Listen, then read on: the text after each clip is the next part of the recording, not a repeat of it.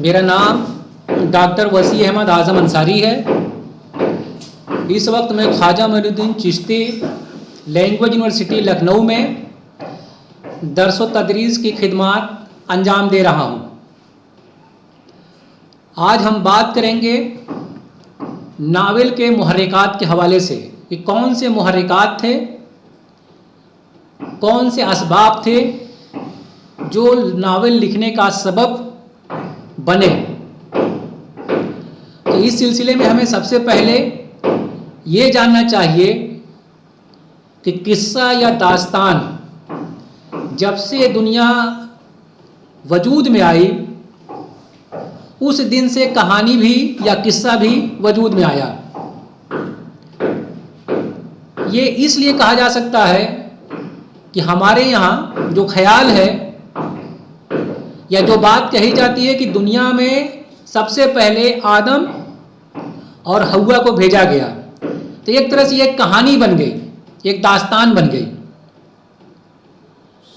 तो ये दास्तान या कहानी की शुरुआत इसी तरह से होती है कि जिस तरह से दुनिया का वजूद उसी तरह से इंसान जैसे दुनिया में आया, कहानी की शुरुआत वहीं से हो जाती है। और दास्तानें हर दौर में लिखी जाती रहीं। ज़माने कदीम में भी दास्तानें थीं, बाद के दौर में भी दास्तानें लिखी जाती रहीं, लेकिन नावल लिखने के असल मुहर्रिकात जो थे वो सनती इनकलाब के बाद आए। ख़ास तौर से यूरोप में जो सनती इनकलाब इंग्लैंड से शुरू हुआ या यूरोप के दूसरे ममालिक में जो इसकी शुरुआत हुई, वही उसके असबाब बने, वही उसके मुहर्रिकात बने। तो नावल की शुरुआत वहाँ से होती है, यानी सनती इनकलाब के बाद इसके मुहर्रिकात वजूद में आते हैं।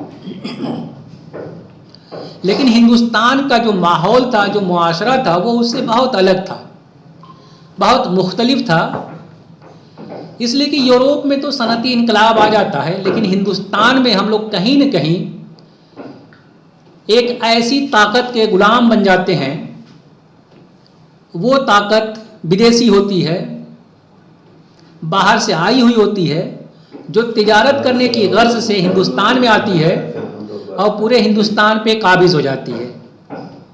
यानी बरतानवी तसल्लुत के ज़ेर साया हम लोग अपनी ज़िंदगी गुजारना शुरू कर देते हैं। बरतानिया के लोगों ने जो हम पर काबिज थे, वो अपने साथ कहीं न कहीं अदब भी लेके आए थे। जैसे कोई भी हाकिम और महकूम का जो मामला होता है कि हाकिम अपनी ज़बान, अपनी तहजीब, अपना निज़ाम मुआशरत, निज़ाम कानून, ये सारी चीज़ें एक दूसरी कौम पे थोपने की जो कोशिश करता है, यानी हाकिम जो होता है वो महकूम पे कोशिश करता है थोपने की, तो अंग्रेज़ों ने भी कहीं न कहीं हमारे ऊपर ये थोपने की कोशिश की थी। यानी अंग्रेज़ी ज़बान, अंग्रेज़ी कल्चर, ये सारी चीज़ें हम लोग उनके ज़ेर तसल्लुत जब रहे तो उन्होंने हमारे ऊपर इसको लादने की कोशिश की, थोपने की कोशिश की। ये बात बहुत क्लियर है। और हिंदुस्तान में जब हम सरमायादाराना निज़ाम या बरतानवी हुकूमत के ज़ेर तसल्लुत आए, तो यहाँ पे भी कुछ चीज़ें हमारे अंदर उनके खिलाफ दिखाई देने लगी।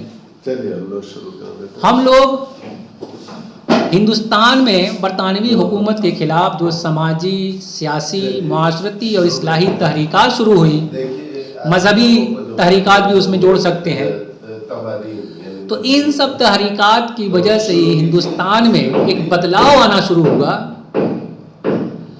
और उसी बदलाव के तहत हमने बहुत सारी नावलों में इन मौज़ूआत को पेश किया। औरतों के मसाइल हों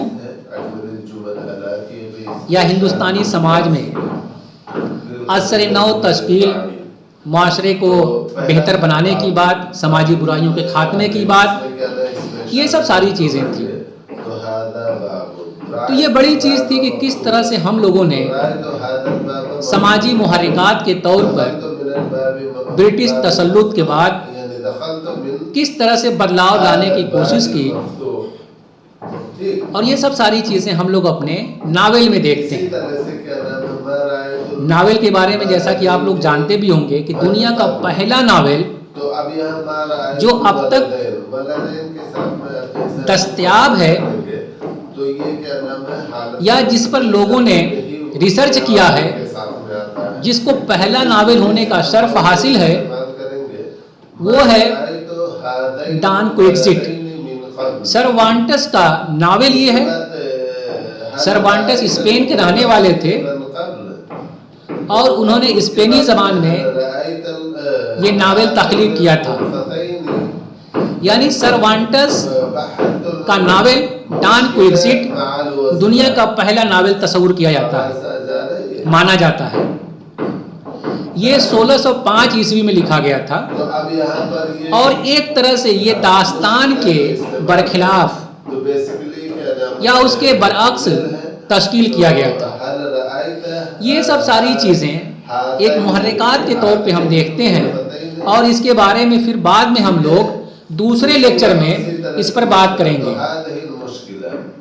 اب یہیں پہ بات ہم اپنی ختم کر رہے ہیں۔ دوسرے لیکچر میں ناول کے اور کون کون سے محرکات ہیں اس پہ ہم لوگ پھر آپس میں بات چیت کے ذریعے اس بات کو کلیئر کریں گے کہ اور کون کون سے محرکات تھے جو اردو میں ناول لکھنے کا سبب بنے۔